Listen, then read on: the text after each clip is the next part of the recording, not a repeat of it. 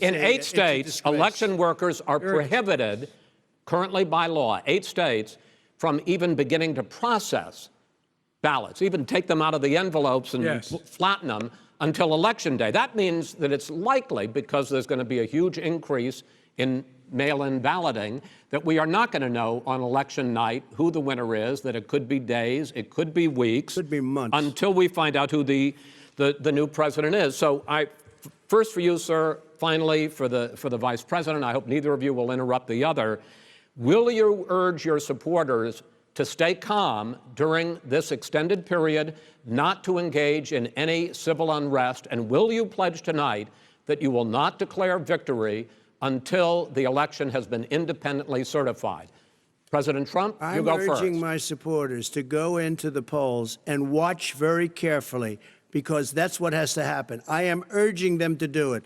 As you know, today there was a big problem. In Philadelphia, they went in to watch. They're called poll watchers, a very safe, very nice thing. They were thrown out. They weren't allowed to watch. You know why? Because bad things happen in Philadelphia, bad things.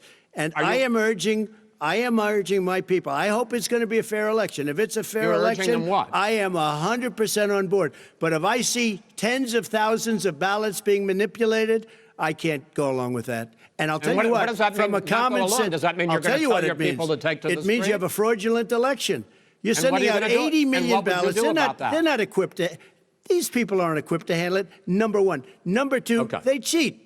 They cheat. Hey, they found ballots in a waste paper basket 3 days ago, and they all had the name military ballots. They were military. They all had the name Trump on them. Vice President you think Biden, that's good? Vice President Biden, final question for you. Will you urge your supporters to stay calm while the vote is counted, and will you pledge not to declare victory until the election is independently certified? Yes, and here's the deal.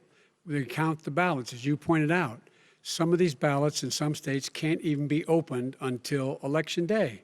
And if there's thousands of ballots, it's going to take time to do it. And by the way, our military, they've been voting by ballots since the end of the Civil War, in effect. And that's what's going to happen. Why was it not? Why is it for them somehow not fraudulent? It's the same process. It's honest. No one has established at all that there is fraud related to mail-in ballots, that somehow it's a fraudulent process. It's already been established. Take a look at Carolyn Maloney's race. I asked you had an opportunity to respond. Look at Carolyn Maloney. Go ahead. They have no idea what happened. Vice President Biden, go ahead. He has no idea what he's talking about. Here's the deal. The fact is, I will accept it, and he will too. You know why? Because once the winner is declared, after all the ballots are counted, all the votes are counted, that'll be the end of it. That'll be the end of it.